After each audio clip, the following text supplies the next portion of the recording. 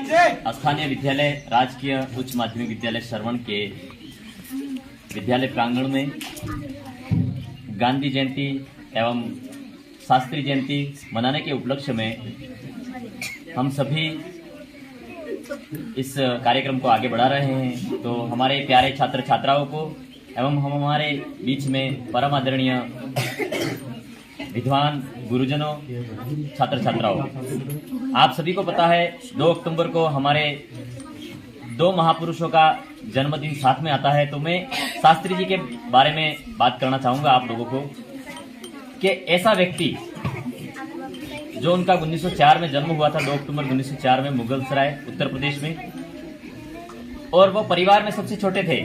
तो उनको नन्हे नाम से बुलाया जाता था। मतलब आपने नोनो वेने ना हो गटक्यो टिट्टो वेम नानो एम, मतलब छोटा ही अपने अपने साधारण दिल्ली भाषा में, इधर क्षेत्र भाषा में बोलते हैं गटक्यो टिट्टो एम नहीं कहते, एम कहते वैसे। तो नन्हे बोला जाता था। तो उसके बाद में वो कम उम्र में इसके पिताजी का देहांत हो गया था। तो उनकी माँ का ही उनको देख रेख करना पड़ता था, माँ के सानिध्य में उनको पढ़ना था। फिर माँ उनको लेकर ननिहाल चली गई। जिसके पिताजी नहीं होते हैं घर में तो उनका हश्र क्या हो सकता है, आप समझ पाते होंगे मेरे प्यारे छात्र छात्राओं। जिसके पिताजी नहीं होते हैं उनका पढ़ाई लिखाई कैसे हो सकती है, उनका लालन पालन कैसे हो सकता है, वो उस जिंदगी का कैसे निर्वहन कर सके, बुनियादी सुविधाओं की आपूर्ति कैसे कर पाए, बहुत बड़ी समस्या थी उनके सामने।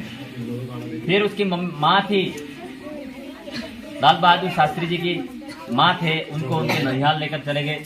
वहां जाकर कक्षा 6 तक वो पढ़े वहां। फिर उसके बाद में उनके मासाजी आपने माहो एम के महाते पढ़वा मोकलजा लाल बहादुर शास्त्री जी महाए बढ़िया स्कूल में पढ़वा मिल जा लाल बहादुर शास्त्री पढ़िया। पसे पढ़ाई करने के बाद आपको यूं समझ में आया अच्छे से, छोटे बच्चों को यूं, क्योंकि हम लोग जिसके पिताजी नहीं हो सकते हैं वो आदमी कहाँ तक आगे बढ़ सकता है, ये इनमें इस कहानी के माध्यम से उनके जीवन के बारे में बताना चाह रहा हूँ मैं। उसके बाद में पढ़ाई की उन्होंने। फिर उसके बाद में उनकी शादी हो जाती है। शादी होने के बाद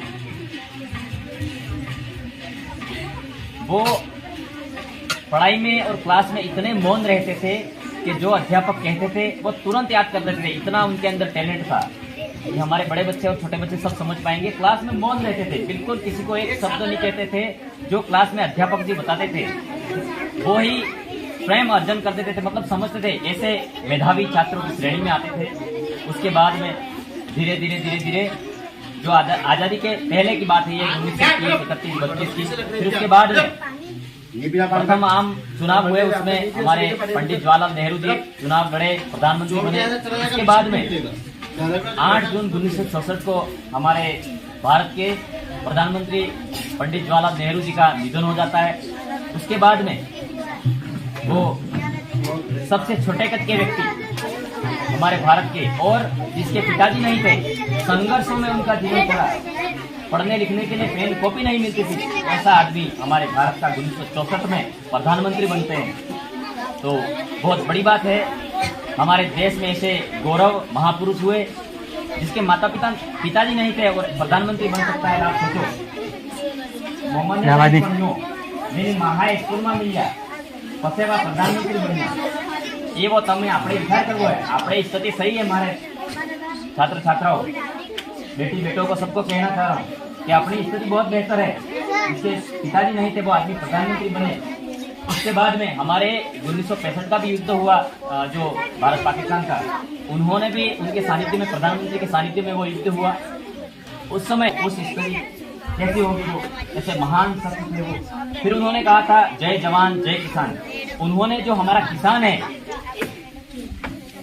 उनकी महत्ता को समझा था, अन्न किसान कैसे पैदा कर सकता है, और हमारा जवान है वो देश की रक्षा कैसे कर पाता है। आज देश की रक्षा करेगा, सुरक्षित रहेंगे हम लोग, तभी हमारा किसान अच्छे से चैन सुकून से यहाँ खेती कर पाएगा, चैन सुकून से खेती कर पाएगा, अच्छा अन्न होगा, अच्छी पैदावार होगी, तो हम लोग चैन सुकून से खा पाएंगे, और वो फौजी भी अच्छे से अपनी ड्यूटी का निर्वहन कर पाएंगे, पूरा भारत हमारा अच्छे से खा पाए पी पाए। ऐसे करके उन्होंने जय जवान और जय किसान, पहले किसान रहेगा फिर उसके बाद में जवान रहेगा। पहले किसान रहेगा तो उसके बाद में समस्त जीव जगत के प्राणी मानव समुदाय जिंदा रहेगा, ऐसा उन्होंने हमारे लाल बहादुर शास्त्री जी ने कहा था।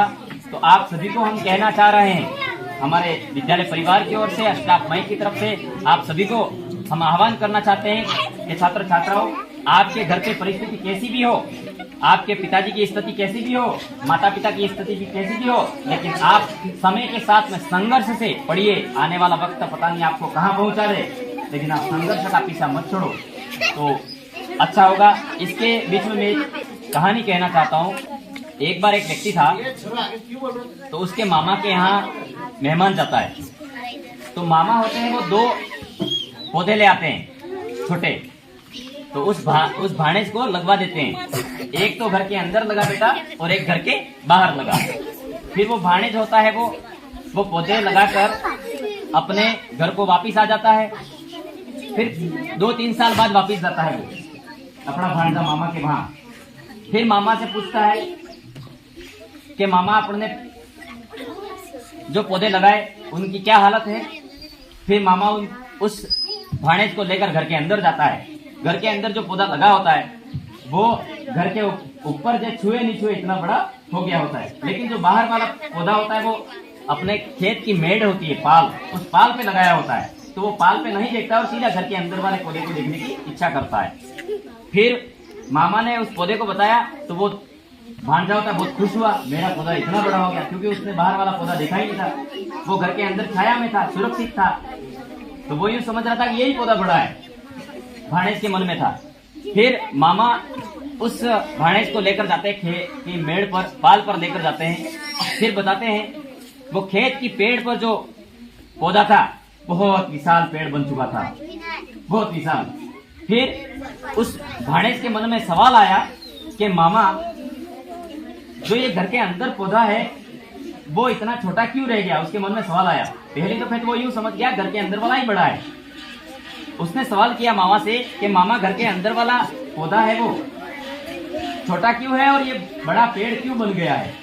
फिर मामा ने शालीनता और सहज भाव से ईमानदारी पूर्वक भाणेज के सामने समझाने का प्रयास किया और बोला, बेटा इस जो बाहर खेत की मेड़ पर पाल पर जो पौधा है उस पौधे ने धूप सहन की है, सर्दी सहन की है, बारिश सहन की है, तमाम जितने मौसम है उस मौसम में ये कड़क खड़ा रहा है, अडिग रहा है, संघर्ष झेला है इसने। इसलिए संघर्ष के साथ में चलने वाला पेड़ होता है। चाहे समस्त प्रकृति पर जो भी जीव जगत और सजीव प्राणी होते हैं वो आगे बढ़ते हैं, और सीमित क्षेत्र में जो घर के अंदर पौधा है उसने संघर्षों को नहीं झेला है, इसलिए वो छोटा है। संघर्षों को झेलने वाला व्यक्ति हमेशा आगे बढ़ता है, ये जीवन में याद रखना। जितने भी कष्ट आएंगे आप आगे बढ़ोगे, इसलिए आप कष्टों और संघर्षों का सामना करते हुए आगे बढ़े। निश्चित तौर पर आपके सभी के जीवन में ऐसी अपार खुशियां आएगी आप सोच भी नहीं सकते हो। इसलिए आप शिक्षा ही जीवन का मूल आधार है, शिक्षा से आप आगे बढ़िए। हो सकता है आने वाले 5-6 सालों में आप हमसे भी बड़ी पोस्टों पर चले जाओ, इसलिए शिक्षा का सहारा कभी नहीं छोड़ना है। हम लोगों को शिक्षा से आगे बढ़ना है। और आप सभी छात्र छात्राओं ने ये बात ध्यानपूर्वक सुनी। इस बात को आपके परिवार में, सगा संबंधियों में बताएं और आप इसको अमल में लाएं, तो आपके जीवन की शुभेच्छाओं के साथ में हम लोग आपके उज्जवल भविष्य की कामना करते हैं। और गांधी जयंती और शास्त्री जयंती पूरे भारत देश में मनाई जा रही है, तो हम लोग इन महापुरुषों को जब भी इनकी जयंती आएगी हमारे महापुरुषों के बारे में आपको बताते रहेंगे। और ऐसे महापुरुषों का हम पूरे भारतवासी सदैव ऋणी रहेंगे। धन्यवाद, जोहार, प्रणाम।